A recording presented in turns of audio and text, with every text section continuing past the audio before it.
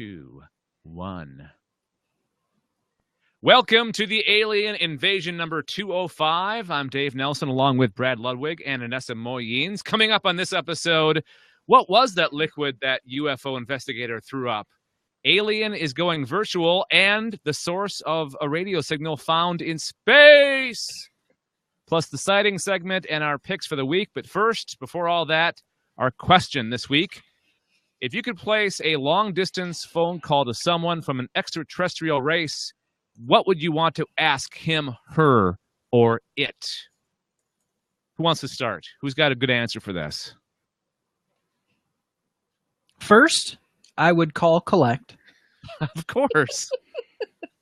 It's expensive to call Andromeda or wherever. Or that dwarf galaxy we're going to talk about a little bit later. That would be very, very expensive. What would I ask? What are you wearing? What are you wearing? What are you wearing? No, I mean, like, what? I want to find out more about them. So, like, what's fashion? What do they wear? What's going on? I want to know more about them. Okay, let's make it one question. You can ask them one question. What would that one question be? That makes it a little bit tougher, doesn't it? Yeah, it does. How about Anessa go? She looks like she's got an answer ready to roll. Hello, is it me you're looking for? That was the first thing that popped in my head. I'm sorry. I blame Lionel Richie. Okay, I have an answer to give you guys a little bit more time to come up with one yourselves. Mm-hmm. What color is your sky? Or no, even better. What does your sky look like? Because it may be a color that you wouldn't be able to describe in our, because we may perceive things differently. So what does it look like?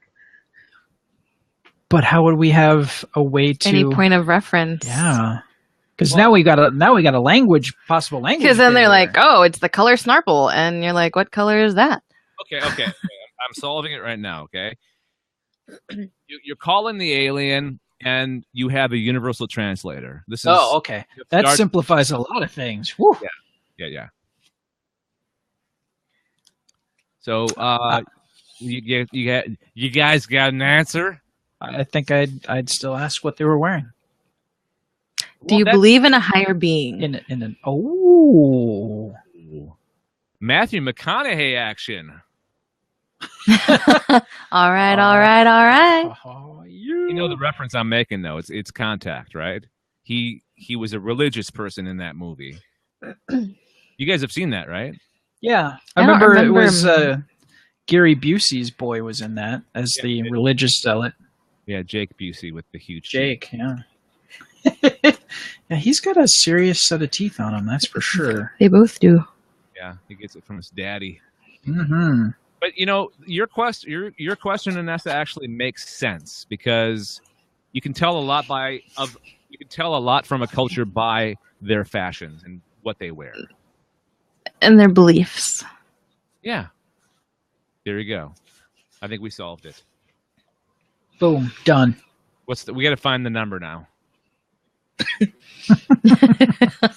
First, you call 1-800-COLLECT, and then 588-2300 Empire. Sorry.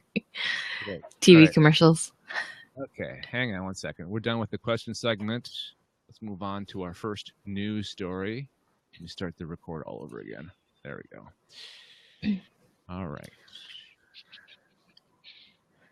So, Anessa, you have the very first news story of the episode. Lay it on us.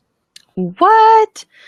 All right. So I'm pretty sure we've talked about Max Spears previously, that he had passed away, and he is a renowned conspiracy theorist.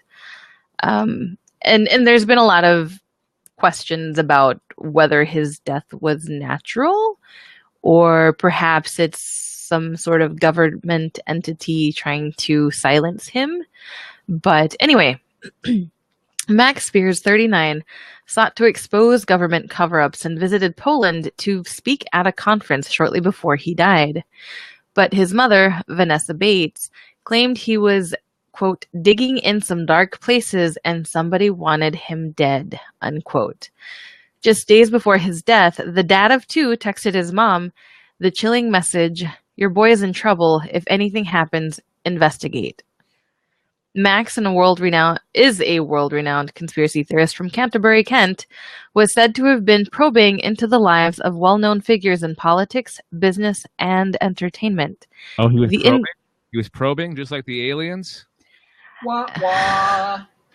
Oh, that was crazy. The inquest into his death in Otwock on July 16th opened on Monday after his body was repatriated.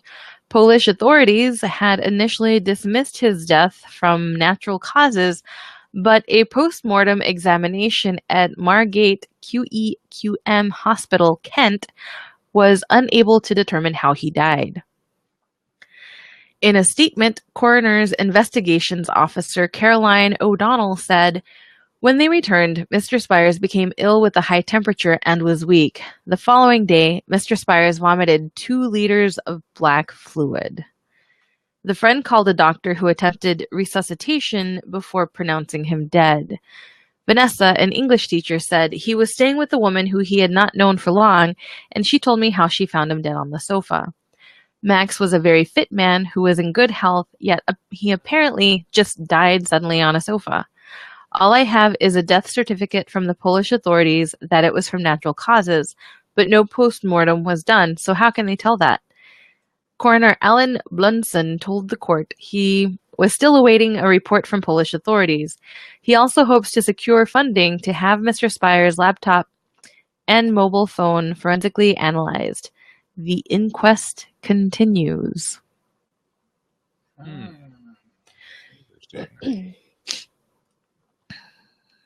Yep. That is indeed interesting. Maybe.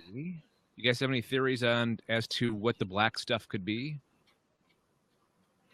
Makes me think of the X-Files, that black oil. The black oil. Yeah. That's why I was asking you guys, because that's the first thing that came to my mind. Yeah, like as soon as I saw that, I'm like, I think actually I was at Brad's office at the time, and I'm like, that's some very X-Files stuff. Yep.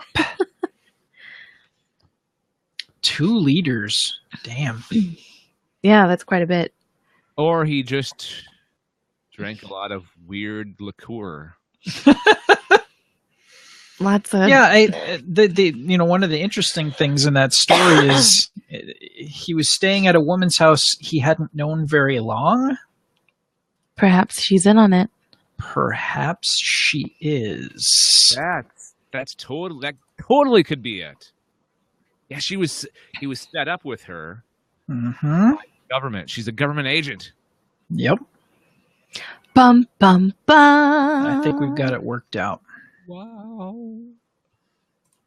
All right. Interesting. No, this is a great story. I love conspiracy theory stuff, and I wish the lone gunmen were here to give us their take on it. I wonder what Frohickey would say. What would Frohickey do? It would be probably somewhat profane. There would be innuendo for sure. Yes. Which one was he again? I forget. He's the one with the glasses that really had a thing for Scully. Oh. Like he was the shorter one. Yeah. Not the. He was the computer expert, Okay. like the major hardware computer expert. Yeah, he wasn't the one that looked more businessy. He was the smaller, frumpier dude. I don't know how else to describe him. You know, it's too bad that Bald? show was a failure. I think it could be a success today. I think it was well ahead of its time. Yeah, I think you're right. Maybe Chris Carter could try bringing it back. Hello out there. One of the characters is dead, right? Didn't they bring him back? All 3 lone gunmen were killed. Yeah, they were killed off in like season 9. Mhm. Oh, but they didn't they come back for the revival last year? Yes. Okay. In like Dave in Mulder's like dream sequence stripping on peyote stuff. So That's right. Okay. But maybe they're not maybe. really dead. Yeah. Anessa, have you read any of this Max Spears stuff before? Like, do you remember what we talked about before regarding this guy? It's been a while. I honestly don't.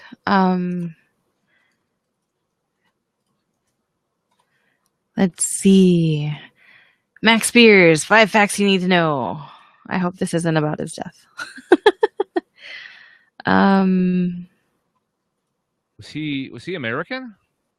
No, he was British, I believe. Okay. All right. Yeah, he was from Kent. Oh yeah, it says it in the story. Duh. Yep. A world-renowned conspiracy theorist from Canterbury, Kent. Surprise! Right there. Way to pay attention, Dave. Morning, Dave.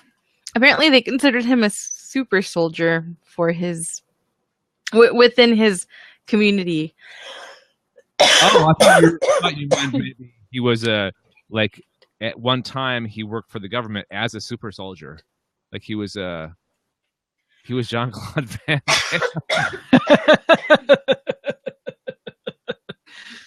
He was a part of the Super Soldier Project. Oh yeah, no, that would make him Captain America. Sorry. Well, he'd be Captain Britain. Captain Britain actually is mystical. Never mind. Oh, We're gonna go down a whole different hole. Well, we could if you want to. All right. No, I think that's. I think we covered that story. Covered the territory. The territory has been covered. Bam. Thank you, Anessa, and rest in peace, Max Spears. Yes. May you ever be.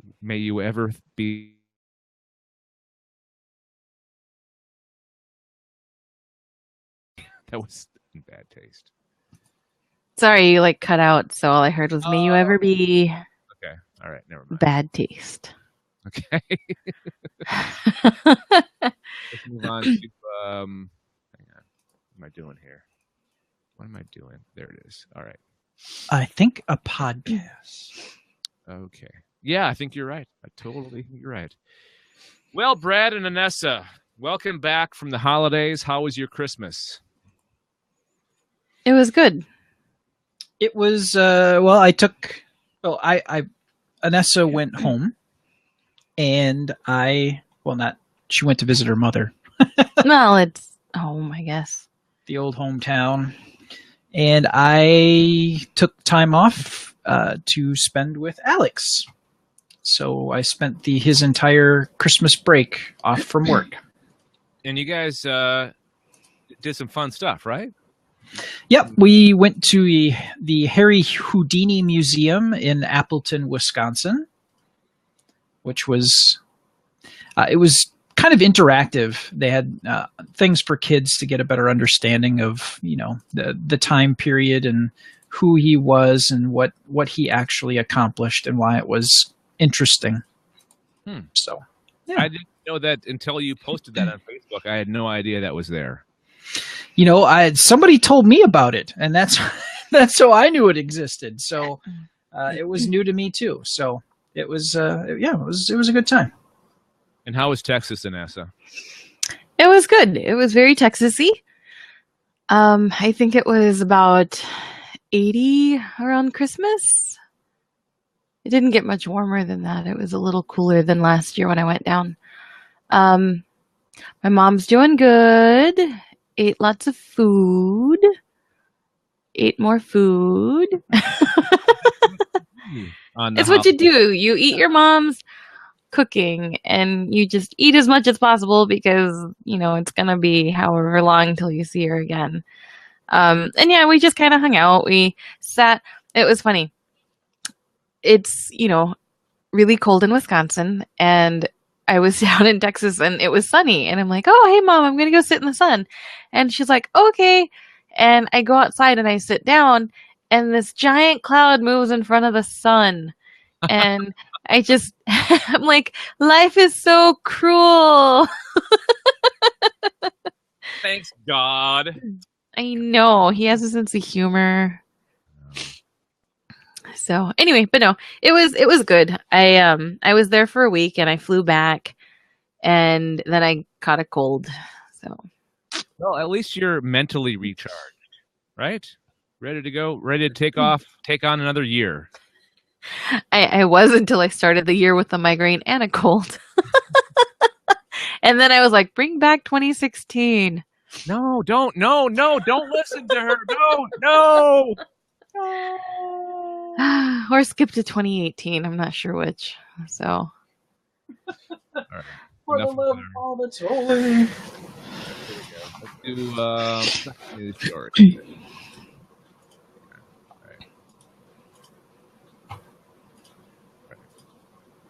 it going here. Let's get it on. All right. So, are you guys excited about Alien Covenant, the sequel to Prometheus? not particularly. I'm cautiously optimistic. Have you seen the trailer for it? Yes, I have. I have not. Yeah, it looks pretty good. So would you be more excited if you could actually live it, like virtual reality style? I would get really nauseated. Okay. As long as I had like a constant pair of clean pants, because that would be scary. Well, go to Walmart and stock up, Brad, because here we go. The VR experience, the Alien Covenant virtual reality experience is coming. It's going to be available as a paid title on major platforms. And notice I said title. It's not a game. It's a experience. It's somebody directed it. Ridley Scott produced it. It's a whole thing. It's not a game. It's like what I said. It's an experience. There's no word on the exact release date, but it's a pretty good guess that it'll be coming out around the same time the movie does, which is this May. Alien Covenant comes out in May. The Fox Innovation Lab, which is what came where it came, they described the experience as a dread-inducing journey into the depths of the alien universe. So, Brad, I think you're right with the whole peeing pants thing. Yeah. We're all going to be peeing our pants when we experience this. Depends for everyone. Yes. Lots of them.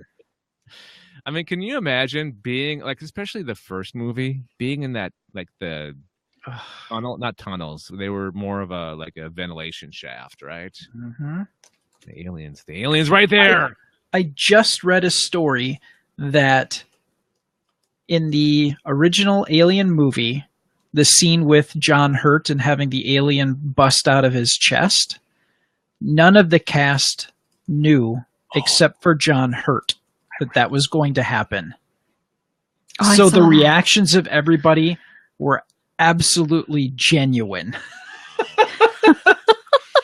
And how I can't remember her name or her character's name, but the blonde actress, actually, it was so intense after they shot the scene, she had to go be somewhere else and throw up. Oh, wow. Yeah, I gotta go puke now. Bye. Yep. That's insane. What? Ridley Scott's kind of an a-hole for doing that. I mean, Well, the result was good, but still. I'm like, yes and no. Sometimes you have to do what you have to do to get the end result that you want. And if you do 50 takes, they're going to be like, oh no, that's terrible. Yeah, he definitely got a genuine reaction, which is, I'm sure, exactly what he was looking for. Well, let's hope they bring some. Let's hope they bring some of that Ridley Scott magic to this game. The rest of the news release sounds equally unnerving. Viewers will discover the true meaning of terror as they navigate through the horrifying alien environments in a story where every decision could mean the difference between life and death. Now, it sounds like Fox is really on board with virtual reality. This will be the second major VR title from the company. A year ago, they unveiled the Martian VR experience at CES. and has since released it to HTC Vive, PlayStation VR, and Oculus Rift. So it's probably a pretty good guess that the Alien experience will be on those platforms as well. Any new ones pop up since then? Are they still the three major players? Oh, Samsung they have the Gear. Oh, okay. Yeah, so maybe they'll have it on that platform too. I was this close to experiencing the Gear. We were at the Bell store. That's the company that provides our self-service. Okay. And they had a goggle sitting there. I'm like, can I put it on? Can I try it? And Stephanie was like, yeah, you can. Go ahead. And I put it on, and there was nothing. And she's like fiddling with the phone where it was supposed to be plugged into and like controlling it. And I was disappointed. I bet. Yeah. So, if you had the chance, would you try out the Alien Covenant virtual reality experience? Are you asking us or the viewers? Or Well, both? You guys and the viewers. I've tried the virtual reality thing probably 2 or 3 different occasions, and I don't know if I just had really bad luck with the resolution on each one, but I couldn't do it for more than a couple of minutes, and then I start to get motion sickness. So I'm more of a reality person, or just play video games on the TV screen. But I don't think right now the virtual reality is for me. So Is that Oculus Rift? Yes. Okay, I think they've since gotten better, because that's a whole issue of resolution, or what do you call it? Frames per second. The frame rate. Well, it wasn't even the frame rate. It was like the resolution. It was the first one, especially that I had tried. Even the newer ones had better resolution, but it's like I could see the little hexagrams or whatever, like shapes for each thing, and like it moved smoothly. I didn't feel choppy or anything. It was just, I don't know. My experiences weren't that great, so I don't really have much interest in trying it again. Maybe it'll be better if you on a different system, because I heard that the Oculus is the worst of them. Like the other ones are like better as far as physical like reactions to wearing them, I think. Maybe. So I don't know. But yeah, like if someone said, "Hey, give this a try," then I might, after I take some Dramamine. Hang on. I gotta plug my computer in. It's dying. All right, no, I would totally want to try this. Like I said, I was close to my first VR experience, so I hoped. And there's these arcades popping up all over the place. So soon you won't have to, or you could maybe, depending on where you live, you don't have to buy a system. You can just go someplace and try it out, which is awesome. It's Yeah, I remember seeing at the Window store in San Antonio with Brad and Alex. There was a bit of a line, but yeah, you could go and try a virtual reality thing on the Xbox. I think it's going to be the return of the arcade. I think virtual reality is going to make the arcade a thing again. It'll be different from the original arcade, but it'll be sort of like the same experience, except for virtual reality. Ooh. Dun, dun, dun. I think you have to do that whenever somebody says virtual reality. Ooh. Virtual reality or insanity. Sorry, I'm gonna change it. Virtual reality. All right, hang on. All right, done with that story. Ba ba ba. Here we go. All right, Brad, just launch into yours, please. Okay. Mysterious radio signal traced to dwarf galaxy light years away. Rock 106? Yes. Long time listener, first time caller. You're home for 10 in a row. Let's see. Here we go. A mysterious signal that has confounded scientists for years has been traced to a spot in the sky more than 3 billion light years away. Almost a decade after the first fast radio burst, FRB for short, was discovered, an international team of researchers has pinpointed the origin of one such signal as a dwarf galaxy in the pentagon-shaped constellation of Auriga. I've always known it as Auriga. Auriga? We'll go with Auriga. It sounds close to Orida, but it's not about potatoes. Should be. They're yummy. Scientists originally thought the signal, sporadic bursts of radio waves, was coming from within the Milky Way itself, or from our closest galactic neighbors, but a new report in the journal Nature confirms it emanates from a tiny galaxy 1% the mass of our own. These radio flashes must have enormous amounts of energy to be visible from over 3 billion light years away. Fast radio bursts were first discovered in 2007, and scientists have been trying to ascertain their origin and cause ever since.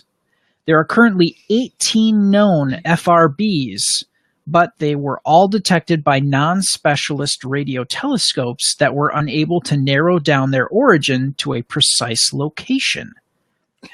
In 2012, scientists at Cornell spotted one signal just 3/1000ths of a second long, and it was labeled FRB 121102, and it was repeating sporadically. There's a patch of sky from which we're getting this signal, and the patch of sky is arc minutes in diameter. That's not very big. In that patch are hundreds of sources, lots of stars, lots of galaxies, lots of stuff. After more than 50 hours of examining the skies, hoping to get a spot of the signal, they got lucky and were able to trace it to its origin. And now that this FRB has been traced to its origin, scientists may finally be close to explaining what causes the peculiar signals. So that is very good news. And this story came to us from CNN.com. A totally legit source, yo. CNN, the home of drunk Don Lemon on New Year's Eve. There you go. believe I was seeing what I was seeing on New Year's Eve. Well, I'm sure the people that watched the Mariah Carey performance thought the same thing. Yeah, that's true. Well, this is interesting. Did they make any reference to a what do you call those? It's what's the word I'm looking for? It's a phenomenon in space, and it's like a pulsar. Pulsar. Have they mentioned pulsar? Could it be a pulsar? Well, they actually, we'll go back to the article here. They thought it might be a magnetar, a newborn neutron star with a huge magnetic field inside of a supernova remnant, or a pulsar wind nebula somehow producing these prodigious pulses. Huh? Wow, that's some pretty fancy English language right there. Bam. The signals could also be caused by a black hole at the center of the dwarf galaxy, also known as an active galactic nuclei, which gives off bursts of light as particles, and they fall into at an incredible speed. While these are the most common explanations for FRBs, Brian Butler of the National Radio Astronomy Observatory pointed out that they may not apply to this particular signal. And a lot of people who believed it was aliens are going to be very disappointed. It is probably going to have an actual it's going to be ascribed to a phenomenon of, maybe like a magnetar or whatever, and not aliens. So, well, we wouldn't be doing our job if we didn't mention the fact one more possibility. Yes, could be aliens. It could. This sounds like a very young galaxy, so maybe not a civilization that's from the galaxy, but maybe a mothership or a science vessel that's in the galaxy observing what's going on. Like they're there for a survey mission, right? And they're sending out a signal back to their home base to report on what they're seeing. That's the fast radio burst. There you go. That's my theory. From 3 billion years ago. If they're still waiting for a reply, I think they're kind of out of luck. Well, I mean, they sent it out. Maybe it was received, but it's just like kind of floating out there in space. Just there is that. They have a wide berth signal there. Okay, I'm done. You done? All right. We done? I think we are. Okay. Let me stop. Let's do some sightings. Okay, guys? Oh, yeah. I should probably pull the dock back up. Yeah, sure. We'll do the sightings. All right. Let me know when you're ready, Anessa, and we'll... Okay. We're good, I think. All right. So we're going to talk about something that somebody saw that maybe was possibly an alien craft, or just could be, a thing in the sky that's an airplane or a star or the International Space Station. But they think possibly it could be an alien craft. It's a close encounter. It's a sighting. And that's what we're doing here. And Anessa, what do you got? Well, I have a sighting from 1999 in Surrey in the UK. And the summary is daytime sighting of what I would describe as a bright tear opening up in the sky, a small, bright, round object traveling out of the tear, moving quickly across the sky for 2 to 3 seconds before a second tear opened up in the sky, which the object entered and the tear closed up. Oh, cool. Now, this is that sounds like a warp drive technology or some kind of what would be a good comparison in science fiction to what she described, Brad? A portal?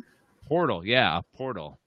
I'm thinking about when Battlestar Galactica jumps. Yes. It's not necessarily like a rip, but like it's FTL. kind of FTL. Yeah. They fire up the FTL drives and off they go. They do their job. Continue. All right. So it was reported fairly recently, like Tuesday of this week. The sighting time was seen around 3 or 4 in the afternoon. It lasted 2 to 3 seconds. And the description of the object or objects was a bright white ball, not so bright that you couldn't look at it, but certainly bright enough to stand out in the day sky. The size of the objects, with your arm outstretched against the sky, it would have been about the size of a fingernail. Doesn't say which one, but I'd probably go with your pointy finger, because that's what people are going to do. Point with their index finger. The distance to the object, guessing about 25 to 30,000 feet in altitude. And a description of the area. Small suburb of Burpham, outside of Guildford. No nearby bases, airports, power plants. I like that they mentioned that. So the full description and details. Mid-afternoon on a slightly cloudy spring/summer day, a friend and I were returning home from playing in the park when we both saw above us in the sky a sudden bright white tear/rip open up in the sky as if it had been slashed with a knife. As an estimate to the size of the tear, I would advise you to make an L shape with your thumb and index finger and hold it up to the sky at arm's length. That's a fairly big tear. This tear was not part of the clouds or obscured by them at all. It happened underneath the very thin cloud, as in closer to the Earth, and out from this tear, ripped or slash rip, appeared a small, round, bright object which traveled at a steady pace from right to left for 2 to 3 seconds before a second identical rip appeared in the sky, into which the object traveled, at which point the tear sealed up and nothing further happened. Can the sighting be explained as any conventional man-made or natural object? I know of no object that appears out of a flash, travels across the sky, then disappears into the same kind of flash that it appeared from. And a little bit about the witness. Being 10 at the time, I had no job, but now, being 27, I work as a visual display artist for a fashion retailer. And their views on UFOs. Again, being 10 years old at the time, I knew a little about UFOs, but only in as much as what Hollywood films showed. I had never been particularly interested in them, but seeing whatever I saw that day has stuck with me so vividly, I could point to the exact spot on the pavement on which I was standing when it occurred. Wow. So, yeah, that left quite an impression on that 10-year-old child at the time. I'd say. Well, if you see something crazy like that, I'm sure. Like It'll stick with you. There's some memories from my childhood just because it was things that stood out, right? And those things will stay with you forever and ever and ever. Yep.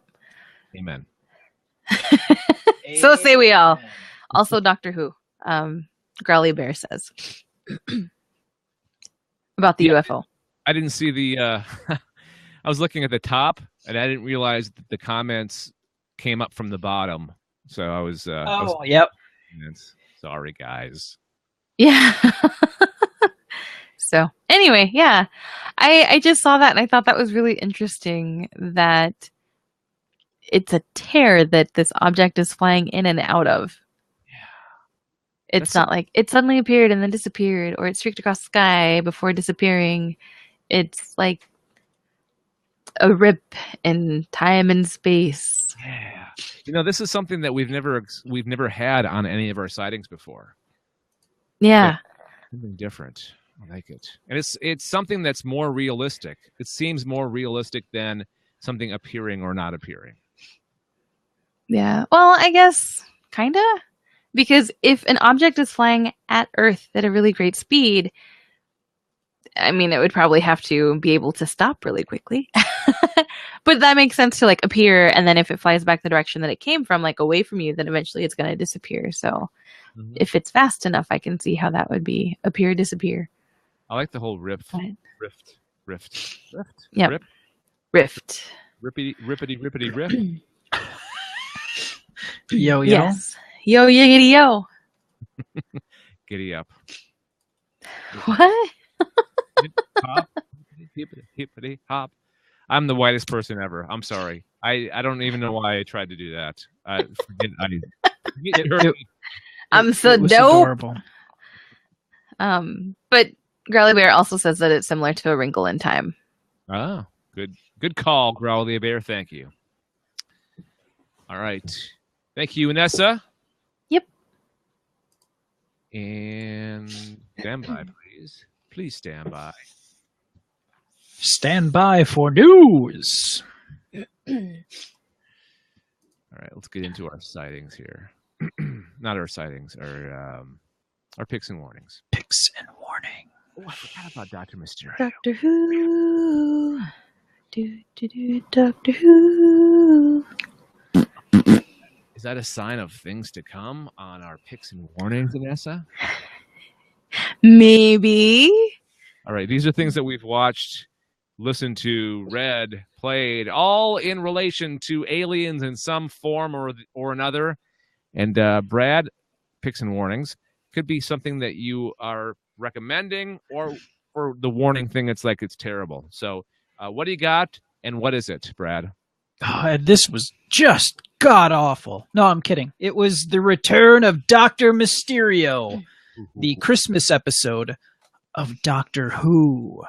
It was good to see him back. Well, you know, it's been it's been a year. I was like, it's been about a year? And we're still going to have to wait until, spring for us until we get to see the regular season. So we still have to hang tight for a few more months. Wow. But yes, it was good to see Peter Capaldi again. Indeed. And doing the most... It's an interesting concept because they've never done anything like this before. And it was an episode that involved a superhero. Mm-hmm. Now, as I recall, in Mexico, Doctor Who is called Dr. Mysterio. And while Peter Capaldi was touring around doing some Doctor Who stuff, he found out that that was the case. It's called Dr. Mysterio in Mexico. And he thought that that was the greatest thing ever. So they came up with an idea to actually work that into a show. And that's what they did here. So their title for this episode is the Dr. Mysterio Holiday Special, The Return of Dr. Mysterio. Yes. Dr. Mysterio, The Return of Dr. Mysterio. But it was the start of the show, and I don't want to give the whole thing away, but the start of the episode is the doctor had a bit of a mishap while trying to set something up to fix an issue. It sounded like it alluded to with the loss of Amy and Rory. And he meets a young child, a young boy named Grant. And Grant has a cold. This becomes important later. As the doctor talks with this kid who's very interested in comic books, and what was kind of cool is at the time when this is supposed to take place, the comic books they were looking at were of that time period. He was looking at John Byrne's run of Superman, which took place in the mid to late 80s. And they had both DC and Marvel on display during the episode, which I couldn't believe. Like, that never happens. Yeah, well, I think it's because it's a British show.